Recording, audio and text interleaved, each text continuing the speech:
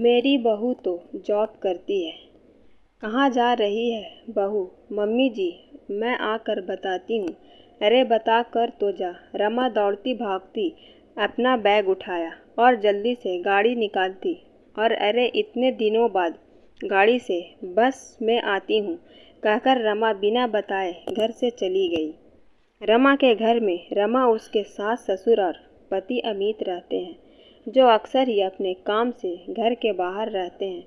रमा की एक ही ननद है जो कि बड़ी है और उसकी शादी हो चुकी है। रमा की शादी को 2 साल हो गए हैं। रमा अपने परिवार के साथ बहुत खुश है। उसके सास ससुर अधिक उम्र के हैं। ससुर राकेश जी रिटायर और स्वस्थ हैं, पर सासू माँ सुधा जी को दिल की बीमारी है। 4 घंटे बाद रमा घर लौटी। उसके ससुर उसके साथ थे, जो कि बुरी तरह से घायल थे। माथे पर पट्टी बंधी हुई थी, हाथ में फ्रैक्चर हो गया था। सुधा जी अपने पति की ऐसी हालत देखकर बिल्कुल घबरा गई। अरे आपको यह सब क्या हुआ? कैसे हुआ? कब हुआ? बदहवास वह एक के बाद एक प्रश्न करती जा रही थी। अरे मम्मी जी, अब सब ठीक है, अब घबराइए नहीं, आप बैठ जाइए, सब बढ़िया है, रमा ने उसको समझाते हुए बोला।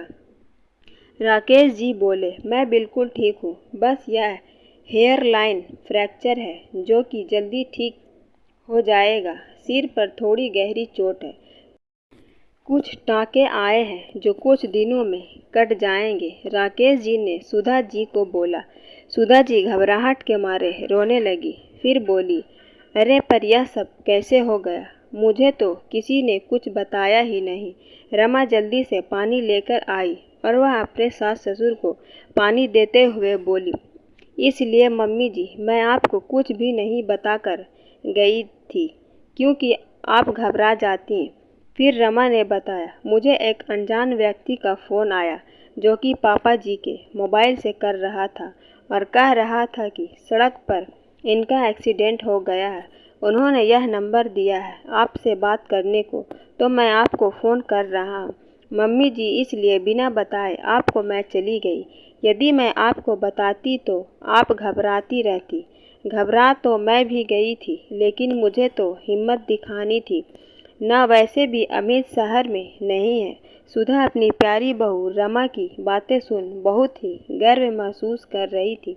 उन्होंने कुछ सोचते हुए लंबी सांस भरते हुए कहा, अच्छा है तूने साल भर पहले ड्राइविंग सीख ली थी तो देख काम आ ही गई। हाँ मम्मी जी, कुछ दिनों से मुझे गाड़ी चलाने से मुझे कॉन्फिडेंस भी आ गया था और पापा जी का एक्सीडेंट वीरान जगह हुआ था।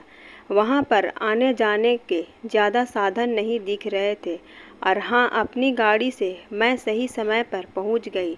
डॉक्टर ने बोला आप इनको और थोड़ा देर में लाती तो काफ़ी ब्लीडिंग हो जाती, फिर इनको कोमा में जाने का डर था।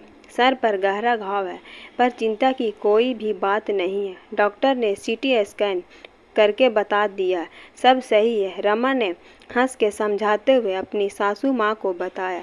सुधा जी भी रमा को देखकर खुशी से मुस्कुराने लगी।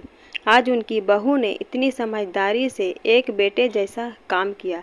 राकेश जी को देखने 2 दिन बाद पड़ोस के वर्मा जी आए।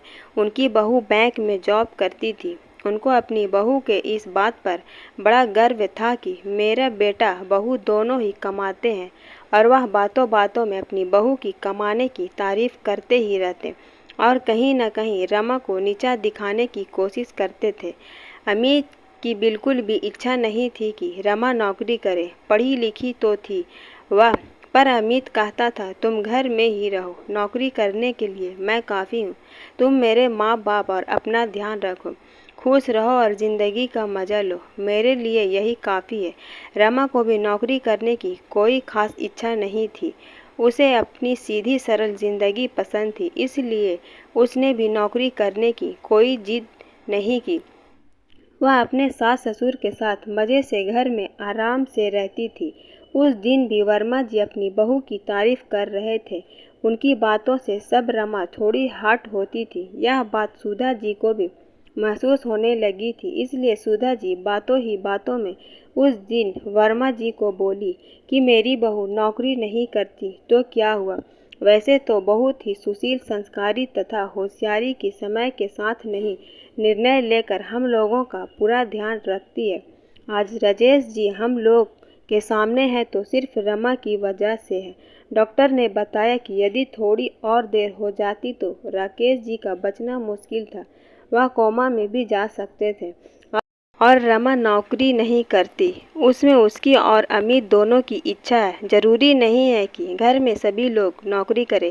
राजेश जी की इतनी अच्छी पेंशन आती है, साथ ही मेरा बेटा भी इतना अच्छी नौकरी में है, गांव में हमारी इतनी प्रॉपर्टी भी है, तो हमें नहीं लगता कि रमा को नौकरी करना जरूरी है।